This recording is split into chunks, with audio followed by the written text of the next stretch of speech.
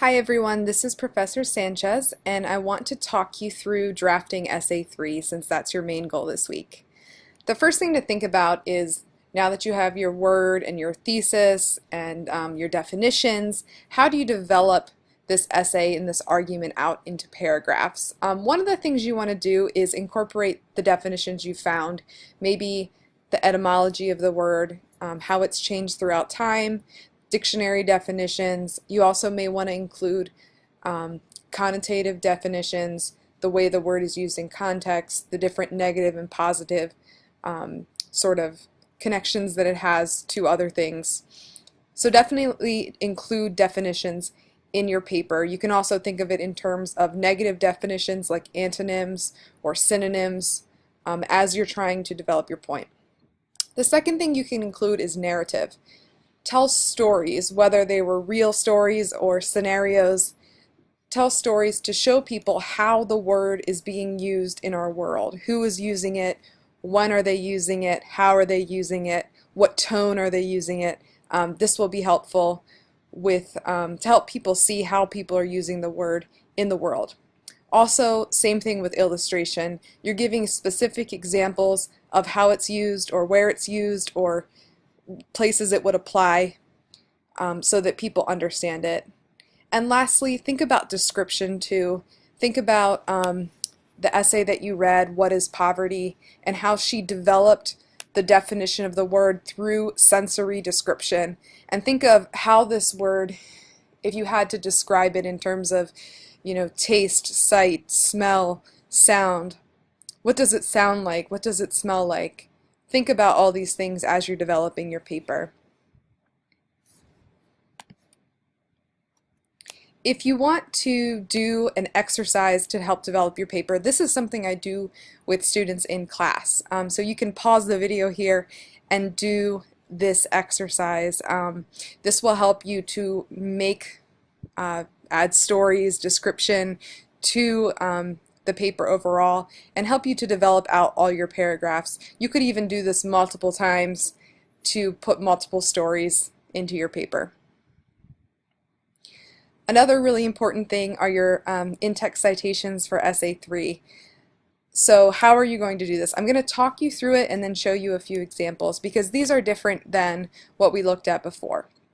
Basically, in the signal phrase for the definition that you're using, you can give the author, if there is one, or the title of the book or database in which it was found. So you might say, according to the Oxford English Dictionary, or according to Merriam-Webster, or according to a specific author of the definition that you read. If the first word of your citation on your Works Cited page is your word in quotation marks, put that then in the in-text citation. A lot of times we won't be using page numbers for these because a lot of these you found online and there are no page numbers. So this example here where it says illegal, that's how you would do the in-text citation. So I would say, according to Merriam-Webster, the word illegal means this, and then at the end, in-text citation. The third thing, make sure the first word of your works cited citation appears in either the signal phrase or the in-text citation. So whatever, if it's a last name, make sure that's in the signal phrase. And lastly, if there is a page number associated with your source, put that also in the in-text citation. Let's take a look at a couple examples. So here is a sample works cited page.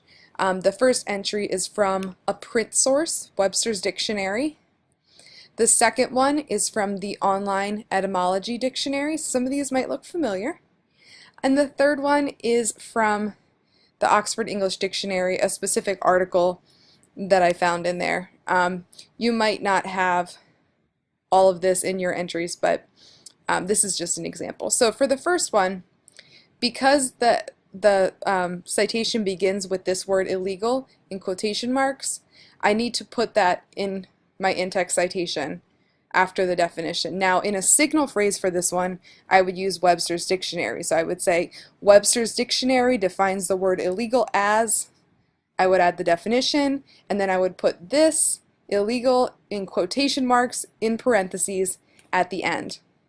For this one, when I'm citing this one in my paper, same idea. So I would put online etymology dictionary in my signal phrase, and I would put this as the citation at the very end in parentheses. Notice that if there are quotation marks around the word, you do put those also in the in-text citation. Lastly, this example I put here just in case you come across something that has a name or a page number. So in this case, there is a writer for this one, so illegal will not be in the in-text citation.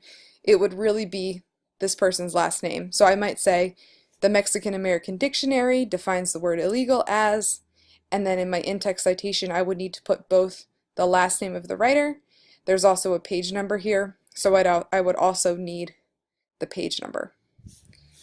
Okay, so I hope this has been helpful. When you're writing your draft, do your best to do the in-text citations and works cited page correctly. But as always, if you have any questions, let me know. Have a wonderful day.